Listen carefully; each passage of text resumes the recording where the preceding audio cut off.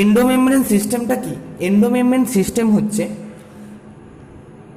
এই যে চিত্রে দেখতে পাচ্ছি আমরা কি কি দেখতে পাচ্ছি, এন্ডোপ্লাজমিক রেটিকিউলাম, গলগি বস্তু এবং লাইসোসোম। এই তিনটে অঙ্গাণু কি আমরা জানি একক পর্দাবৃত। এখন এদের উৎপত্তিগতভাবে যদি আমরা দেখি তখন দেখতে পারবো নিউক্লিয়াস থেকে বা নিউক্লিয় পর্দার থেকে অথবা কোষ পর্দার থেকে এরা কিন্তু উৎপত্তি লাভ করে। ইয়ারের উৎপত্তি যদি দেখি তখন দেখবো অনেক বিজ্ঞানীরা বলে থাকেন এটা নিউক্লিয় পর্দার থেকে উৎপত্তি লাভ করেছে, কিছু কিছু বিজ্ঞানী বলে থাকেন এটা উৎপত্তি লাভ করেছে কোষ পর্দার থেকে। এখন এই ইয়ার থেকেই পরিবর্তিত রূপ হয়ে কিন্তু গলগি বস্তু তৈরি হয়, গলগি বস্তু পরিবর্তিত হয়ে গিয়ে লাইসোসোম তৈরি হয় বলে মনে করা হয়। তাহলে একটার সাথে আরেকটা ইন্টারলিঙ্কড কিভাবে? উৎপত্তিগতভাবে, ঠিক আছে। কিন্তু কার্যগতভাবে যদি আমরা দেখি তখন দেখব আমরা এই তিনটের কিন্তু কার্য আলাদা আলাদা। ইয়ারের একটা আলাদা কাজ আছে, গলগি বস্তুর আলাদা কাজ আছে, লাইসোসোমের আলাদা কাজ আছে। কিন্তু যে কার্য আলাদা আলাদা, কিন্তু কোনো একটা নির্দিষ্ট প্রক্রিয়াকে এরা নির্দিষ্ট একটা সুতোতে বেঁধে সম্পন্ন করছে, জাস্ট লাইক রেচনতন্ত্র। যেমন রেচনতন্ত্রে কিডনির কাজ আলাদা, গবিনীর কাজ আলাদা, মূত্রাশয়ের কাজ আলাদা, কিন্তু তারা একসাথে কার্যটাকে সম্পন্ন করে বিভিন্ন কার্য সম্পন্ন করে একটা নির্দিষ্ট প্রক্রিয়াকে সামনের দিকে এগিয়ে নিয়ে যাচ্ছে। তাই এখানেও তাই ওই একই রকম গল্পটা ঘটছে বলে এই সিস্টেমটাকে বলা হচ্ছে এন্ডোমেমব্রেন সিস্টেম বা তন্ত্র নামকরণ করা হয়েছে। বোঝা গেল? এরপরে আমরা আসছি যে তাহলে এন্ডোমেমব্রেন বহির্ভূত তন্ত্র কি। এটা গেল endomembrane system. Next coming to the point যে এন্ডোমেমব্রেন বহির্ভূত তন্ত্র নাম কি? এন্ডোমেমব্রেন বহির্ভূত তন্ত্র। বহির্ভূত তন্ত্র এটা খুব সোজা জিনিস, মানে ওই ইয়ার, লাইসোসোম এবং গলগি বডি ছাড়া সাইটোপ্লাজমে আরও অন্যান্য যে অনেক কোষ অঙ্গাণু আছে সেই সমস্ত কোষ অঙ্গাণুকে একসাথে বলা হয় এন্ডোমেমব্রেন বহির্ভূত তন্ত্র। যেমন তার মধ্যে দ্বিএকক পর্দাবৃত অঙ্গাণু কী কী আছে? প্লাস্টিড আছে, মাইটোকন্ড্রিয়া আছে, ওকে, রাইবোজোম আছে। রাইবোজোম কি? পর্দাবিহীন অঙ্গাণু। এই হচ্ছে এন্ডোমেমব্রেন সিস্টেম বা তন্ত্র, এন্ডোমেমব্রেন বহির্ভূত তন্ত্র সম্পর্কে আলোচনা করে দিলাম। নাও কামিং টু দ্য পয়েন্ট, কি নিয়ে আমরা আলোচনা করব? আমরা এরপরে যেটা নিয়ে আলোচনা করব সেটা হচ্ছে মাইটোকন্ড্রিয়া। আগের দিনে কিছুটা বলা হয়েছিল, দিয়ে হঠাৎ করে বন্ধ হয়ে গিয়েছিল, সেজন্য আমি শুরু করছি মাইটোকন্ড্রিয়াকে। মাইটোকন্ড্রিয়া দিয়ে নতুন করে শুরু করছি। মাইটোকন্ড্রিয়া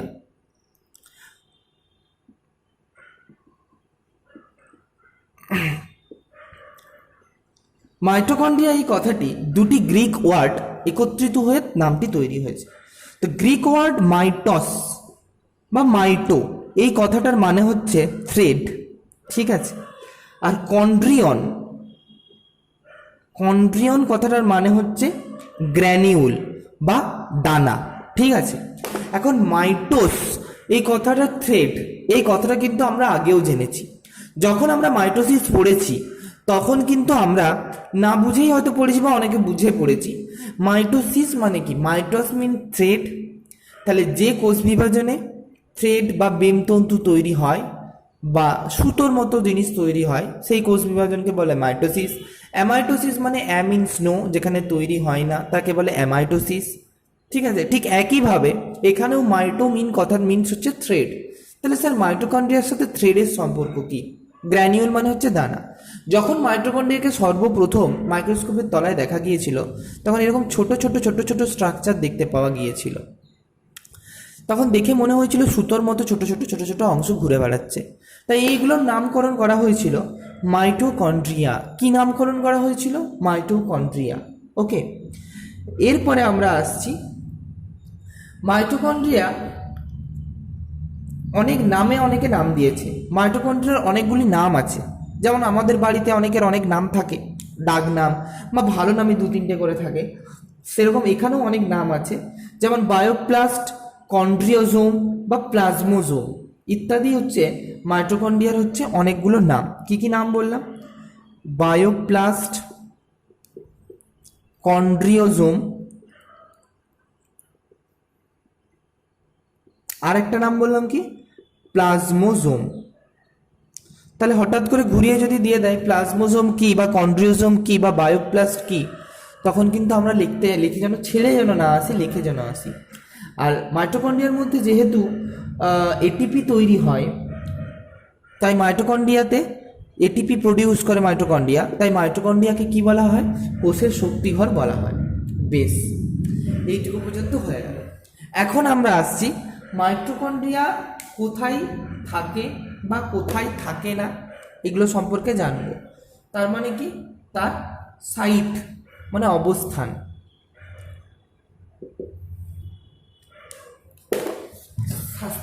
অবস্থান সম্পর্কে বলতে গেলে বলতে হবে যে সমস্ত কোষে ধরো শক্তির বেশি প্রয়োজন হয়, মানে যে সমস্ত কোষ বা অর্গানালিসগুলো বেশি কাজ করে, সেই সমস্ত জায়গায় তাহলে কি হবে? এটিপি বেশি প্রয়োজন, তাই মাইটোকন্ড্রিয়া অনেক বেশি পরিমাণে থাকবে।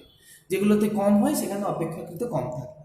জেনারেলাইজড ভাবে জেনে রাখবো কিছু কোষ আছে যাদের মধ্যে কিন্তু কোনো মাইটোকন্ড্রিয়া থাকে না, যেমন ম্যাচিওর আরবিসি। পরিণত রোহিত রক্তকণিকার মধ্যে কিন্তু কোনো আমরা মাইটোকন্ড্রিয়া দেখতে পাবো না। তাছাড়া অন্যান্য সমস্ত উদ্ভিদ কোষ বা প্রাণী কোষের সাইটোপ্লাজমে ছড়িয়ে ছিটিয়ে থাকা মাইটোকন্ড্রিয়াকে আমরা দেখতে পাই। এখন আমরা আসছি যে কোথায় কি ধরনের মাইটোকন্ড্রিয়া থাকে আমরা একটু জেনে নেব। এ বিষয়ে শুক্রাণুর একটা ছবি আমরা একটু দেখে নেব। সেই শুক্রাণুর ছবিটাতে একটা আমি খুব বেসিক স্ট্রাকচার আঁকছি। শুক্রাণুর এটা যদি হেড হয়, এই রিজিয়নটা যদি গ্রীবা হয়, তারপরে রিজিয়নটা ধরলাম টেল, তাহলে এই যে রিজিয়নটা আছে, এই রিজিয়নটার মধ্যে যেটা থাকে সেটাকে বলে মাইটোকন্ড্রিয়া। তাহলে শুক্রাণুর মধ্যে কিন্তু একটি মাইটোকন্ড্রিয়া থাকে, তবে মাইটোকন্ড্রিয়াটা কি অনেক বড়। খুব ভালো করে বোঝো, মাইটোকন্ড্রিয়াটা কিন্তু শুক্রাণুর মধ্যে মাইটোকন্ড্রিয়াটা অনেক বড় আকারে, কিন্তু একটি মাইটোকন্ড্রিয়া দেখতে পাওয়া যায়।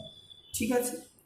তাছাড়া ডিম্বকের মধ্যে কিছু কিছু ডিম্বক আছে, সি আর্চিনের ডিম্বক আছে, সেখানে হচ্ছে 13,000 থেকে 14,000 মাইটোকন্ড্রিয়া কিন্তু আমরা দেখতে পাই।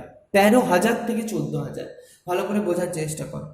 তাহলে শুক্রাণুর ক্ষেত্রে মাইটোকন্ড্রিয়া আবার অবস্থানটা দেখো, এটা যদি হেড হয়, এটা যদি টেল হয়, তাহলে গ্রীবা মানে ঘাড় বা মধ্য যে অংশ, সে অংশটাতে মাইটোকন্ড্রিয়া থাকে, যেটাকে বলা হয় শুক্রাণুর মাইটোকন্ড্রিওল। ভালো করে বোঝার চেষ্টা করো, অনেক বড় আকৃতিতে, অনেক বড় হয় এবং একটিই থাকে। ঠিক আছে। এরপরে আসছি আমরা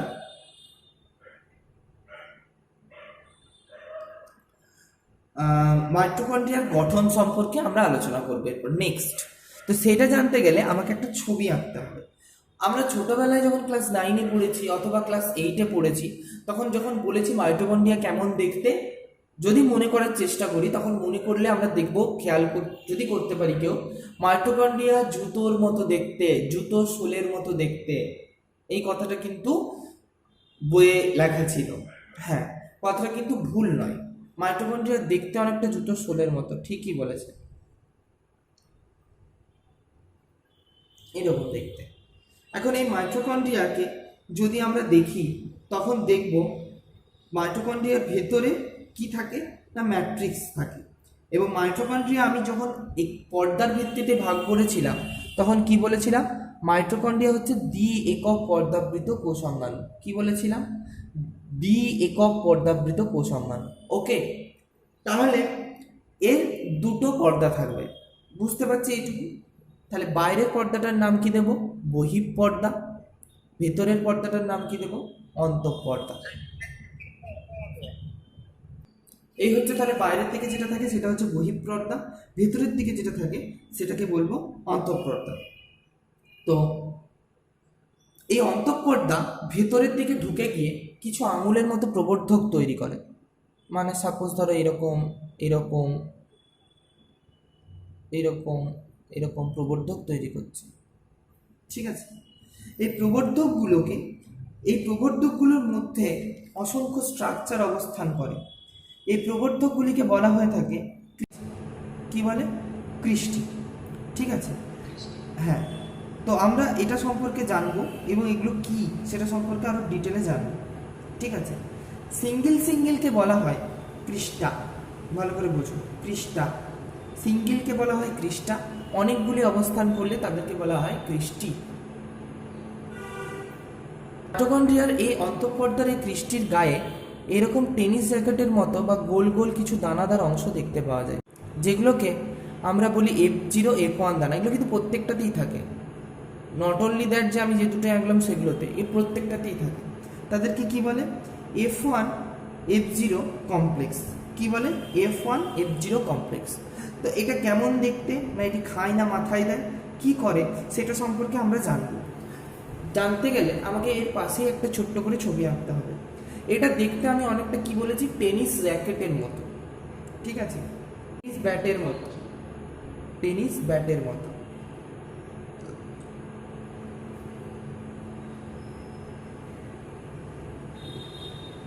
এই যে ধরে খেলে টেনিস ব্যাটের মতো অনেকটা দেখতে হয়।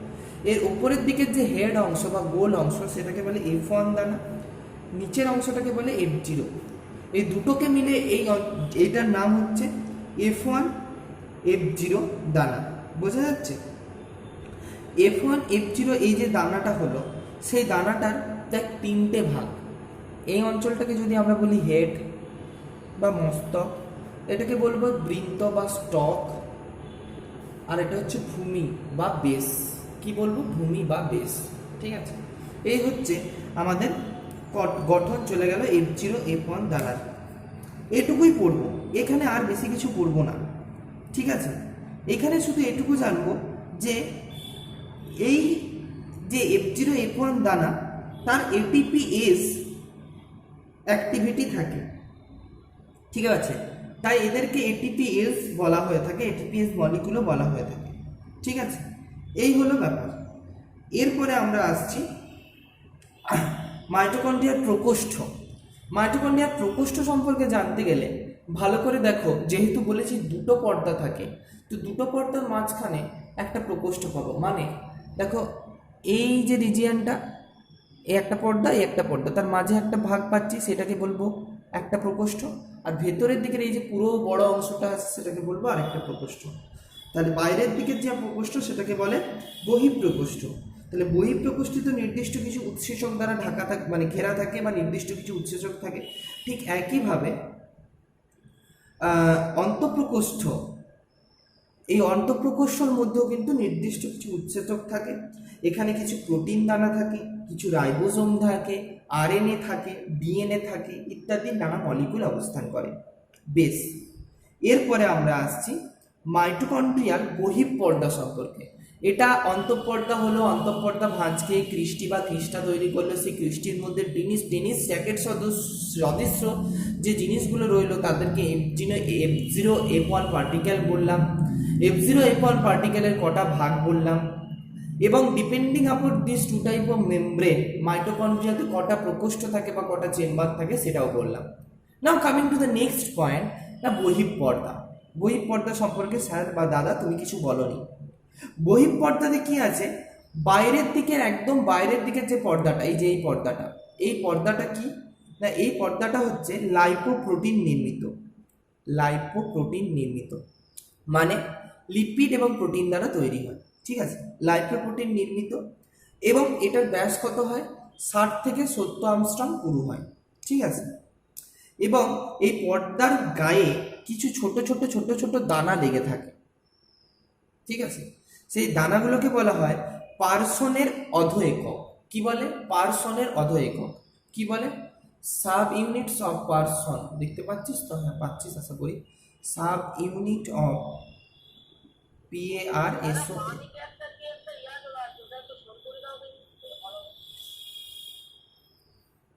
Sub unit of person. এখন যদি আমরা প্রশ্ন দিই যে পার্সনের অধ একক এবং ফার্নান্ডেজ মোরান অধ একক বা F0 F1 দানার মধ্যে পার্থক্য লেখো। F0 F1 দানাকে কি বললাম আমরা? ফার্নান্ডেজ মোরান অধ একক। তাহলে এই পার্সনের অধ একক এবং F0 F1 দানার মধ্যে পার্থক্য কি? অবস্থানগত একটা পার্থক্য আমরা প্রথমেই পাবো, যে মাইটোকন্ড্রিয়ার বহিঃপর্দার বাইরের দিকে যেটা থাকে তাকে বলবো আমরা পার্সনের অধ একক, আর মাইটোকন্ড্রিয়ার ভেতরে, অন্তঃপর্দার ভেতরের দিকে যে অংশ থাকে তাকে বলবো ফার্নান্ডেজ মোরান অধ একক বা F0 F1 দানা। এই দানার ব্যাস বললাম 60 অ্যাংস্ট্রম, মানে বাইরের দানাটার ব্যাস হচ্ছে 60 অ্যাংস্ট্রম, ভেতরের দানার ব্যাস হচ্ছে বড় 75 অ্যাংস্ট্রম প্রায়, ঠিক আছে। এগুলো হচ্ছে বৃন্তহীন গোলাকার। দেখো আমি যখন এঁকেছি ছোট্ট ছোট্ট ছোট ছোট গোল গোল গোল গোল গোল গোল অংশ এঁকেছি, মানে এগুলো হচ্ছে গোলাকার, ঠিক আছে। কিন্তু এই F0F1 দানা টেনিস র্যাকেটের মতো দেখতে। F0F1 দানার কি কাজ বলেছি? এটিপি তৈরিতে সহায়তা করে, কিন্তু পার্সন রোধক এটিপি তৈরিতে সহায়তা করে না। এইরকম করে আমরা বেসিক কিছু ভাগ সম্পর্কে আলোচনা করে নিতে পারি, বা বেসিক কিছু ভাগ সম্পর্কে বলে নিতে পারি, ঠিক আছে। এখন আমরা আসছি ওই আগের দিন যেটা বলতে বলতে আমার মাথার কারো গরম হয়ে গেল, সেই জায়গার থেকে আর বলা হয়নি, সেই জায়গাটা একটু বলি। যে মাইটোকন্ড্রিয়া উৎপত্তি কোথায়, এক্স্যাক্টলি মাইটোকন্ড্রিয়া কোথা থেকে তৈরি হয়েছে?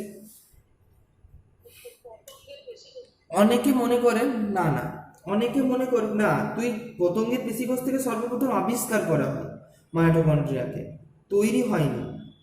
সর্বপ্রথম ওই সমস্ত জায়গার থেকে আবিষ্কার করা হয়। কিন্তু আমাদের মাইটোকন্ড্রিয়ার উৎপত্তি, মানে অরিজিন অফ মাইটোকন্ড্রিয়া, সেটা বলতে গেলে লেখা আছে তোদের বই, নিউক্লিয়াস বা কোষপর্দা থেকে উৎপত্তি হয়েছে। এটা নিয়ে অনেক দ্বিমত আছে, অনেক দ্বিমত আছে। মাইটোকন্ড্রিয়া কোষ পর্দার থেকে আদৌ তৈরি হয়েছে না নিউক্লিয় পর্দার থেকে তৈরি হয়েছে, সেটা নিয়ে অনেক দ্বিমত আছে। তো এই দ্বিমতের মাঝখানে ঢুকে আরও একটা দ্বিমত ঢুকেছে, বা আরেকটা নতুন তথ্য ঢুকেছে। তথ্যটা কি না, মাইটোকন্ড্রিয়া বহিস্থ কোনো একটা অঙ্গাণু, বা অন্য কোনো একটা জীব, বা অন্য কোনো একটা সজীব বস্তু, যেটা কোনো কোটি কোটি বছর আগে কোনো কারণে আমাদের সেলের মধ্যে ইনকর্পোরেট হয়ে গিয়েছিল বা ঢুকে গিয়েছিল, এবং আমার সেলের মধ্যে ঢোকার পরে আমার সেল দেখেছিল যে আমার তো কোনো ক্ষতি করছে না, উল্টে আমাকে শক্তি প্রদান করছে, তাহলে সে তো ভালো। আর তখন মাইটোকন্ড্রিয়াও দেখেছে আমাকে ওই থাকতে দিয়েছে, খুব ভালো ব্যাপার। তো তাদের মধ্যে একটা সম্পর্ক স্থাপন হয়েছে, বন্ধুত্ব স্থাপন হয়েছে। তো ধীরে ধীরে কোটি কোটি বছর ধরে নানা পরিবর্তনের মধ্য দিয়ে এসে মাইটোকন্ড্রিয়া যেন আমাদেরই একটা কোষ অঙ্গাণু রূপে বা কোষের একটা পার্ট হিসাবে গ্রহণযোগ্য হয়ে গেছে। তো এটা সাপেক্ষে অনেক প্রমাণ আছে, অনেক মানে ডিসক্রিটিভ বা অনেক প্রমাণের বিহীন তথ্যও আছে। তো এটা কেন বললাম আমি, এটা বলতে গেলাম একটাই কারণ, এরপরে আমি তোমাদের পড়াবো যে মাইটোকন্ড্রিয়াকে অনেক সময় বলা হয় অর্ধ স্বনির্ভর অঙ্গাণু। কি বলা হয়? অর্ধ স্বনির্ভর অঙ্গাণু। এখন মাইটোকন্ড্রিয়াকে অর্ধ স্বনির্ভর অঙ্গাণু কেন বলা হয়? কারণ মাইটোকন্ড্রিয়ার মধ্যে সর্বপ্রথম বলি নিজস্ব ডিএনএ অবস্থান করে।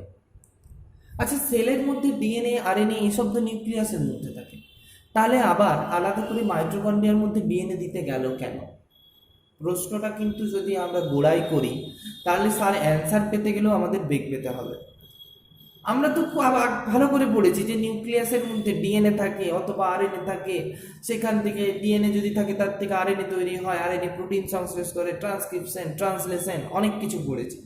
But the case is why মাইটোকন্ড্রিয়ার মধ্যে কেন দিতে গেল? এখন মাইটোকন্ড্রিয়ার মধ্যে ডিএনএ আছে, এবং মাইটোকন্ড্রিয়ার মধ্যে যে ডিএনএ থাকে তাকে বলা হয় মাইটোকন্ড্রিয়াল ডিএনএ। নেক্সট আসছি সমস্ত প্রকার। এরপরে আমরা দেখছি আরএনএ। দুনিয়ার যত রকম আরএনএ হয় সব ধরনের আরএনএ এই মাইটোকন্ড্রিয়ার মধ্যে অবস্থান করে। কি দরকার থাকার, কি দরকার?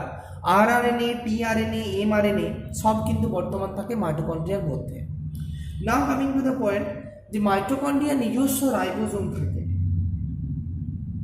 মাইটোকন্ড্রিয়া নিজস্ব রাইবোজোম থাকে, ভালো করে বুঝবে। সেলের নিজস্ব রাইবোজোম থাকে। এখন আমি কি বলছি, মাইটোকন্ড্রিয়ারও নিজস্ব কিন্তু রাইবোজোম থাকে। কেন থাকে? আচ্ছা, মাইটোকন্ড্রিয়ায় যে রাইবোজোম থাকে, সেই মাইটোকন্ড্রিয়ার রাইবোজোমকে বলা হয় মাইটোরাইবোজোম। কি বলে? মাইটোরাইবোজোম। মাইটোকন্ড্রিয়ার রাইবোজোম, তাই দিস ইজ নোন এজ মাইটোরাইবোজোম। ঠিক আছে।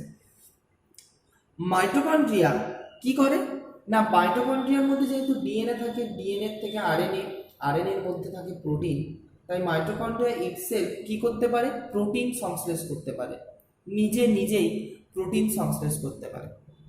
মাইটোকন্ড্রিয়া কিন্তু নিজে নিজেই প্রোটিন সংশ্লেষ করতে পারে। বোঝা গেল? তাহলে এতগুলো ক্যারেক্টার দেখো, সবগুলো কিন্তু একটা সেল বা একটা নিউক্লিয়াসের ক্যারেক্টারকে বর্তাচ্ছে। তাহলে এটা কি আদৌ আমাদের সেলের মধ্যে থাকা কোনো জিনিস হতে পারে? মানে ধরো আমার ঘরের মধ্যে থাকছে একজন ব্যক্তি, সেই ব্যক্তি নিজস্ব নিজস্ব আচরণ করছে, মানে ওর স্বয়ং সম্পূর্ণ। তাহলে তাকে আমি কি করে বলবো যে সে সেই ঘরটার অংশ? বলতে পারি না। ঠিক একইভাবে মাইটোকন্ড্রিয়াকে বলতে গিয়ে আমরা কনফিউজ হয়ে যাচ্ছি, তাই এদেরকে বলবো অর্ধ স্বনির্ভর অঙ্গাণু। এখনো অবধি কিন্তু অর্ধ স্বনির্ভর কেন বললো সেটা বুঝতে পারিনি। এখন আমাকে অঙ্কিত বলল যে ডিএনএ যে আছে বা আরএনএ আছে, এদের কাজ কি, মাইটোকন্ড্রিয়ার মধ্যে এদের কাজ কি? নিউক্লিয়াসের মধ্যে ডিএনএ আর এর কাজ কি?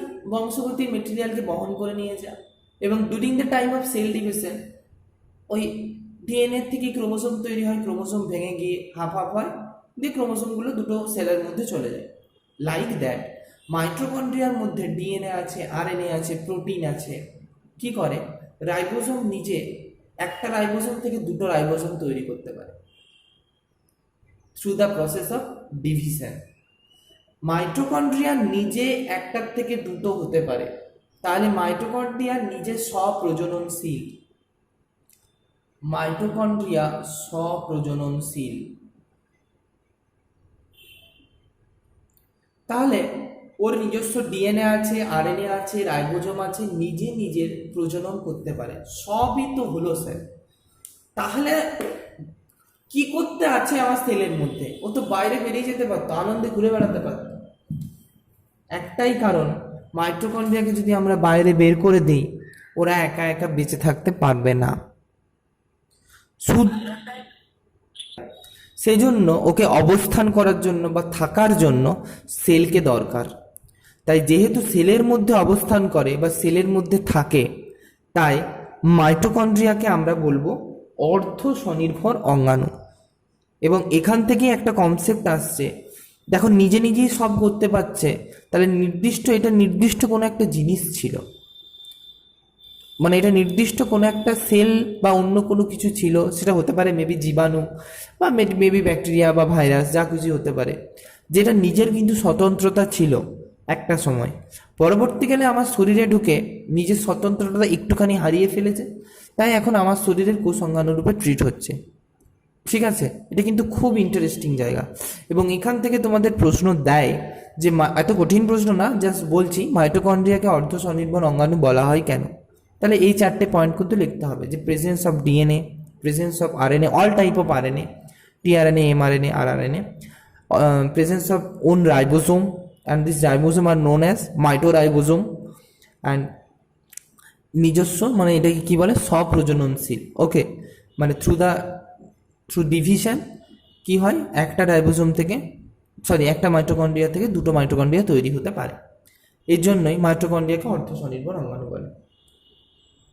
Mitochondrial DNA. মাইটোকন্ড্রিয়াল ডিএনএ নিয়ে কথা বলতে গিয়ে বিজ্ঞানী ন্যাশ এবং মার্গিট, সায়েন্টিস্ট ন্যাশ অ্যান্ড মার্গিট, এই দুই বিজ্ঞানী সর্বপ্রথম বলেছিলেন যে মাইটোকন্ড্রিয়ার মধ্যেও কিন্তু কি আছে, ডিএনএ অবস্থান করে। এবং মাইটোকন্ড্রিয়ার ডিএনএগুলো কিন্তু চক্রাকার, ডবল হেলিক্স, মানে এরকম ডবল হেলিক্স তো অবশ্যই, ডিএনএ দ্বিতন্ত্রী অবশ্যই, কিন্তু এরকম লম্বা হয়ে চলে যায় না। মাইটোকন্ড্রিয়ার ডিএনএ হচ্ছে চক্রাকার।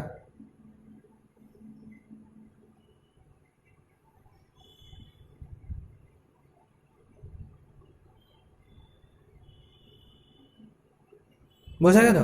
এরকম সাইকেল চক্রাকার, মাইটোকন্ড্রিয়ার ডিএনএ কিন্তু চক্রাকার। বোঝা গেল? এখন মাইটোকন্ড্রিয়ার ডিএনএ হচ্ছে তোমার চক্রাকার, এবং মাইটোকন্ড্রিয়ার ডিএনএ নিয়ে রিসার্চ করে দেখা গেছে এর সাথে আদি কোষ বা প্রোক্যারিওটিক কোষের প্রচুর মিল আছে। প্রোক্যারিওটিক কোষের যে ডিএনএ হয়, প্রোক্যারিওটিক কোষের ডিএনএর সাথে মিল আছে। ভালো করে ভেবে দেখো আমি কি নিয়ে আলোচনা করছি। আমি ইউক্যারিওটিক কোষ নিয়ে আলোচনা করছি। আমি ইউক্যারিওটিক কোষ নিয়ে কিন্তু আলোচনা করছি। অথচ ইউক্যারিওটিক কোষের মধ্যে মাইটোকন্ড্রিয়া আছে, সেই মাইটোকন্ড্রিয়া ডিএনএকে আমরা বলছি কিন্তু প্রোক্যারিওটিক কোষের মতো।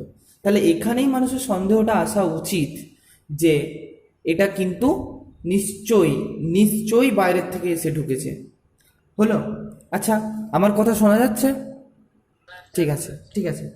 এরপরে আসছি আমরা মাইটোকন্ড্রিয়ার যে ডিএনএ, তাকে শর্ট ফর্মে কি বলবো? মাইটোকন্ড্রিয়ার ডিএনএ বলে এতটা লিখতে পারি না, তাই শর্ট ফর্মে আমরা এমটি ডিএনএ বলে দিই। মাইটোকন্ড্রিয়াকে এরপর থেকে আমি এম আর টি দ্বারাই প্রকাশ করব, ঠিক আছে? পরবর্তী ভিডিও বা পরবর্তী ক্লাসে এমটি মানেই বুঝে নিতে হবে মাইটোকন্ড্রিয়া, ঠিক আছে? এরপরে আসছি, তো এই যে মাইটোকন্ড্রিয়ার যেহেতু নিজস্ব ডিএনএ থাকে, তো নিজস্ব ডিএনএ থাকার জন্য মাইটোকন্ড্রিয়া কিন্তু বিভাজনে সক্ষম। এবং ডিএনএটা থাকে কোথায়? সাপোজ ধর এটা মাইটোকন্ড্রিয়া, এই মাইটোকন্ড্রিয়ার ভেতরের অন্তঃস্থ ম্যাট্রিক্স বলেছিলাম আমি, এই যে এই ভেতরের পুরোটা অন্তঃস্থ ম্যাট্রিক্স, এই অন্তঃস্থ ম্যাট্রিক্সের মধ্যে সার্কুলার ডিএনএগুলো গোল গোল গোল গোল করে কিন্তু ঘুরে বেড়ায়, ঠিক আছে? এই হচ্ছে ব্যাপার। তবে ডিএনএতে সব কিছুই থাকে, এজিটিসি সব থাকে, তবে জেনে রাখতে হবে এই ডিএনএর মধ্যে জিসি, জি আর সি, এটি জিসি, জি আর সি এর পরিমাণটা বেশি থাকে। এমনি জেনারেল ডিএনএ থেকে মাইটোকন্ড্রিয়াল ডিএনএতে জিসির পরিমাণ বেশি থাকে, ঠিক আছে? তবে এক একটা মাইটোকন্ড্রিয়ার ক্ষেত্রে এই ডিএনএর সংখ্যা কটা হয়? 2 থেকে 3টে হতে পারে, বুঝতে পেরেছি? কিন্তু কিছু কিছু ক্ষেত্রে আবার 6টা অবধি হয়ে যায়। 2 থেকে 3টে হয় বললাম, কিন্তু কিছু কিছু ক্ষেত্রে এটা আবার 6টাও হতে পারে। ভালো করে বোঝার চেষ্টা করো। এই হচ্ছে ব্যাপার। এই হচ্ছে আমাদের মাইটোকন্ড্রিয়াল ডিএনএর একদম খুব একটা সহজ সরল স্ট্রাকচার সম্পর্কে আলোচনা করলাম। আর বেশি কিছু জানার কোনো প্রয়োজন নেই এটার থেকে। বেশ, এরপরে আমরা ঢুকে যাচ্ছি মাইটোকন্ড্রিয়ার মধ্যে থাকা কিছু উৎসেচক সম্পর্কে। মাইটোকন্ড্রিয়ায় থাকা উৎসেচক সম্পর্কে আলোচনা করব। দেখো, এই উৎসেচকের জায়গাটা তোমাদের পাতি মুখস্থের জায়গা, এত সুন্দর করে কিন্তু আমি বোঝাতে পারবো না। তো মাইটোকন্ড্রিয়ার কোথায় কোথায় উৎসেচক, তবুও চেষ্টা করছি। মাইটোকন্ড্রিয়ার কোথায় কোথায় উৎসেচক থাকে সেটা একটু জেনে নিই। বা সেটা উঠছে না। মাইটোকন্ড্রিয়া কোথায় কোথায় উৎসেচক থাকে? মাইটোকন্ড্রিয়ার থাকে বহিস্থ পর্দা, তাহলে সেই বহিস্থ পর্দাতে উৎসেচক থাকে, বহিস্থ পর্দাতে উৎসেচক থাকে। আর কোথায় থাকে? বহিঃপ্রকোষ্ঠ, সেখানে উৎসেচক থাকে। অন্তঃপ্রকোষ্ঠ আর অন্তঃপর্দা।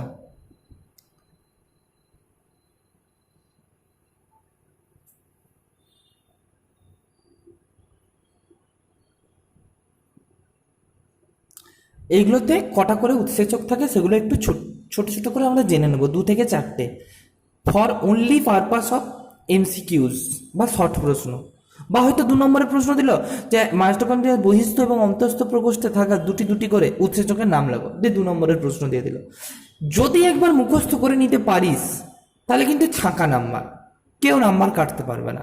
এবং আমি বলি বায়োলজিকে এরকমভাবে চোখে দেখবো যেখানে নাম্বার উঠবে। বেশি লিখে হয়তো 2-এর মধ্যে আমি তোকে 1.5 দিয়ে দিলাম, সেটা সম্ভব না। কিন্তু এই প্রশ্নটা যদি কেউ অ্যাটেন্ড করিস তাহলে আমি তাকে কাটতে পারবোই না, কারণ 2টো নাম লিখতে বলেছে মাত্র। বেশ, তো বইয়ে প্রচুর প্রচুর নাম দেওয়া আছে। আমি নিজের মতো করে আমি যেগুলো মনে রাখতে পেরেছি আমি আমারগুলো বলবো। তোরা যদি অন্যগুলো মনে রাখতে পারিস মনে রাখতে পারিস, এখানে কোনো বাধ্যবাধকতা নেই যে আমি যেটা বলবো বলে সেটাই মনে রাখতে হবে, ওটা কোনো ব্যাপার নয়, ঠিক আছে? আমি যেমন বহিস্থর ক্ষেত্রে মনে রেখেছি mono amine oxidase, mono amine oxidase, mono amine oxidase, এটা মনে রেখেছি। মোনো অ্যামাইন, অ্যামাইন গ্রুপটা মোনো মানে সিঙ্গুলার ফর্মে আছে, তো একে বলবো অক্সিডেজ, ঠিক আছে? Mono amine oxidase. আর ফ্যাটি অ্যাসিড কোয়ে লাইগেজ, এই দুটো মনে রেখেছি, আর মনে রাখতে পারিনি আমি। ফ্যাটি অ্যাসিড কোয়ে লাইগেজ তোরা যে কোনো খুশি রাখতে পারিস, আমি জাস্ট লিখে দিচ্ছি ফ্যাটি অ্যাসিড কোয়ে লাইগেজ, ঠিক আছে? এই গেল বহিস্থ। বহিস্থ পর্দাতে, বহিস্থ প্রকোষ্ঠে কি থাকে? অ্যাডেনাইলেট কাইনেজ, অ্যাডিনাইল, তার থেকে অ্যাডিনাইলেট কাইনেস। আমি আগেই বলেছি এগুলো বোরিং এবং ঝেড়ে মুখস্থের জিনিস, মুখস্থ করতে হবে। যে জায়গায় বাজে জিনিস আমি আগেই বলে দেবো, মানে আমার নিজেরও লাগে বাজে, কিছু করার নেই, কিন্তু আমাকেও মনে রাখতে হয়েছে, তোদেরকেও মনে রাখতে হবে। অ্যাডিনাইলেট কাইনেস এবং কি নিউক্লিওসাইড ডাইফসফোকাইনেজ। নিউক্লিওসাইড ডাইফসফোকাইনেট, নিউক্লিওসাইড ডাইফসফোকাইনেজ, ঠিক আছে। ঠিক একইভাবে মাইটোকন্ড্রিয়ার অন্তঃপর্দায় কি থাকে? অন্তঃপর্দায় থাকে এটিপি সিনথেটেজ, এটা খুব ভালো, ঠিক আছে। এটিপি সিনথেটেজ তার মানে এটিপি সংশ্লেষ করতে সহায়তা করে। এটিপি সিনথেটেজ, ঠিক আছে। এটিপি সিনথেটেজ আর কি থাকে? এফএডি, ডিপিএন ইত্যাদি অবস্থান করে। আর মাইটোকন্ড্রিয়ার আমি ভুল করলাম, এই অন্তঃপর্দাতে এটা হতো, অন্তঃপর্দাতে হচ্ছে এটিপি সিনথেটেজ থাকে, ঠিক আছে। আর অন্তঃপ্রকোষ্ঠে কি থাকে? অন্তঃপ্রকোষ্ঠে থাকে ম্যালেট ডিহাইড্রোজিনেজ,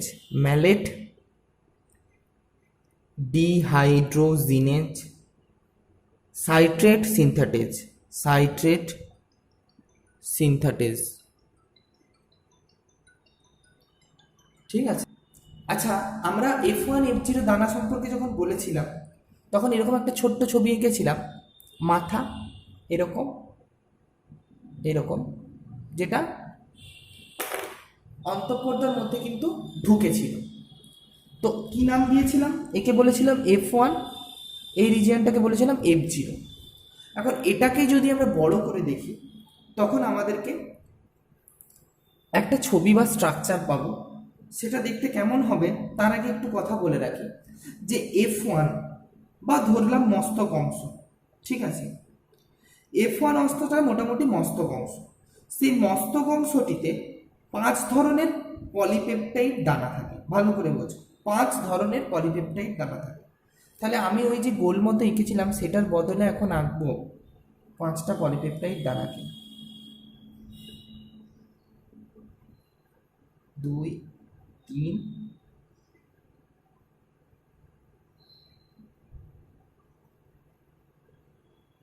4, 5, 6, আরো আছে, আঁকতে পারছি না, পরে বলছি। 5 ধরনের পলিপেপটাইড দানা থাকে বলেছি।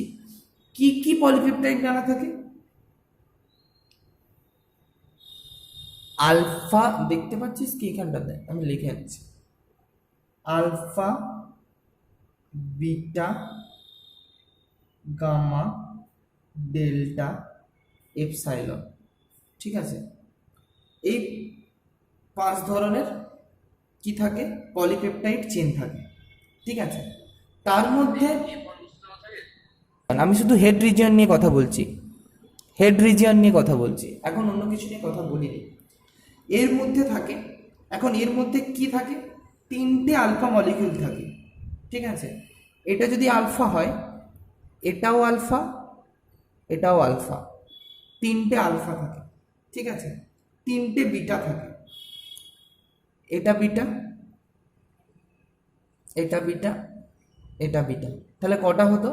3 আলফা, 3 বিটা, 1 ডেল্টা, 1 গামা আর 1 এপসাইলন। তাহলে টোটাল কটা ভাগ থাকে? 3, 3, 6, আর একে 7, আর একে 8, আর একে 9, টোটাল 9টা পলিপেপটাইড চেন দ্বারা মস্তক অংশটা তৈরি হয়।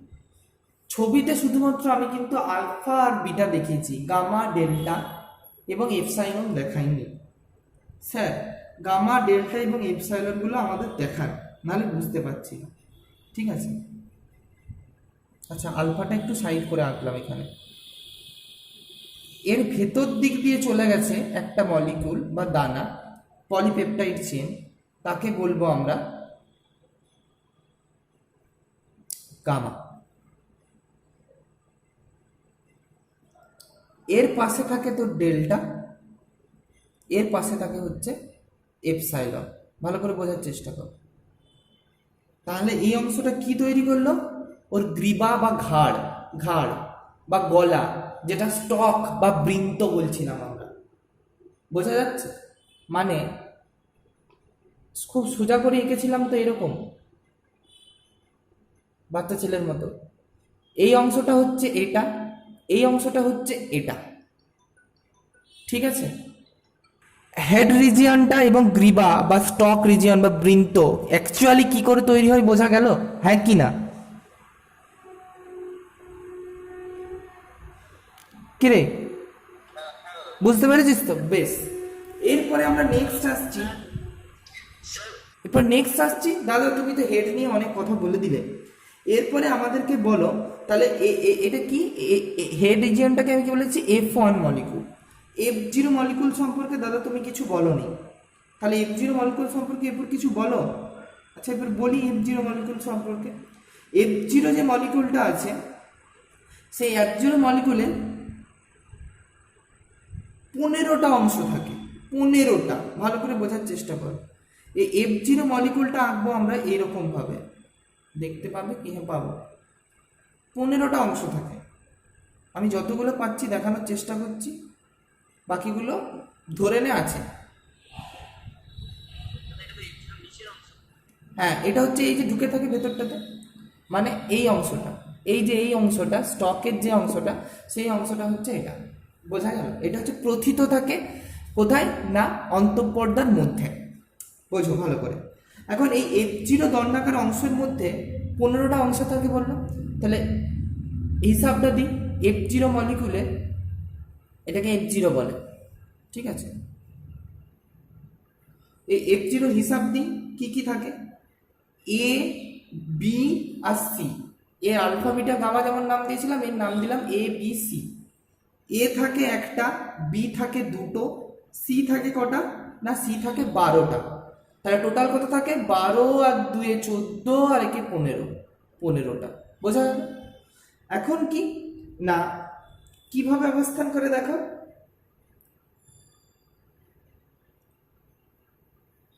এই যে সি, এগুলো হচ্ছে সি মলিকুল,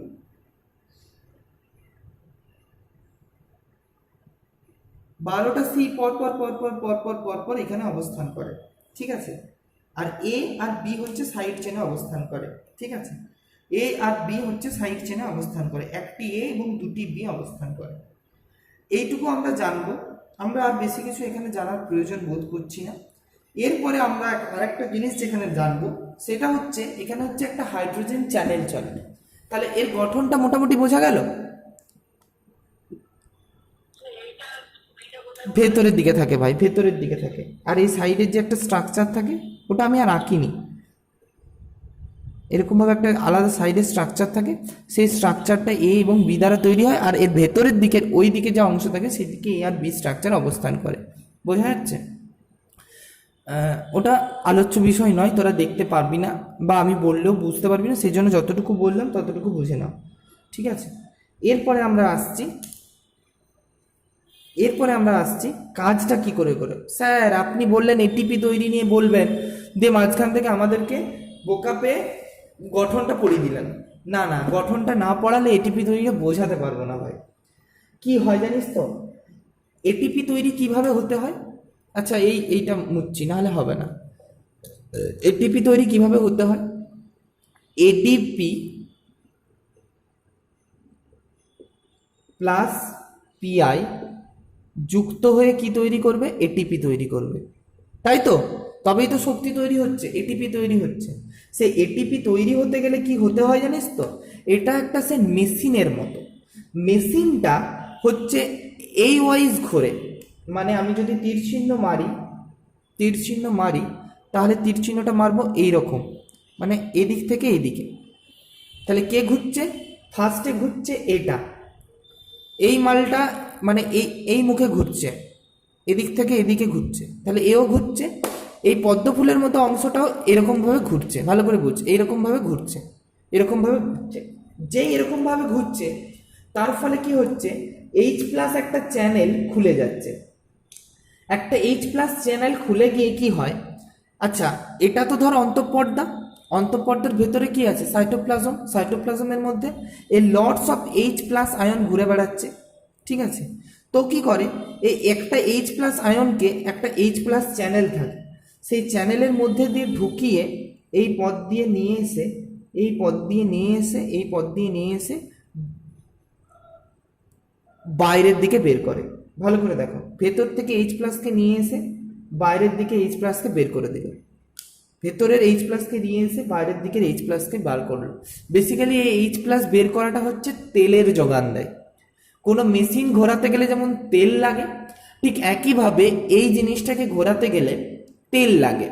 তেলটা কি না, এই এইচ প্লাস আয়নটা এই পথ দিয়ে ঢুকে বাইরে বার করে, তার ফলে যে শক্তিটা পাচ্ছে সেই শক্তির ফলে এই মেশিনটা ঘুরছে, ঠিক এরকমভাবে ঘুরছে। যেই ঘুরছে সেই কি হচ্ছে না, এই এডিপি এবং পিআই ঠিক এখানটাতে যুক্ত থাকে। তাহলে যে এখানটাতে যুক্ত থাকে, যেই ঘুরছে একটা স্ট্রাকচারাল পরিবর্তন ঘটাচ্ছে এবং এডিপির সাথে পিআইকে যুক্ত হতে সহায়তা করছে, দিয়ে এটিপি তৈরি করছে। আবার ঘুরবে নেক্সট স্টেপে, আবার এটিপি তৈরি করবে, আবার ঘুরবে নেক্সট স্টেপে, আবার এটিপি তৈরি করবে। এইভাবে তোর এটিপি তৈরি করে। এখন এই এটিপি তৈরি করতে গেলে নিশ্চয়ই কিছু উৎসেচক লাগবে। তাই এটিপি তৈরি করার জন্য এটিপি সিনথেজ নামক একটা উৎসেচক এখানে অবস্থান করে, যেটা এডিপি আর পিআইকে যুক্ত হয়ে এটিপি তৈরি করতে সহায়তা করে। এই হচ্ছে molecular mechanism of ATP synthesis by F0 এবং F1 পার্টিকেল। ঠিক আছে, বোঝা গেল আশা করি। ঠিক আছে, তাহলে এইটুকুই আজকের ভিডিওতে থাকুক। নেক্সট মাইটোকন্ড্রিয়ার পরে যেটা আছে সেটা আমরা নেক্সট ভিডিওতে বলবো।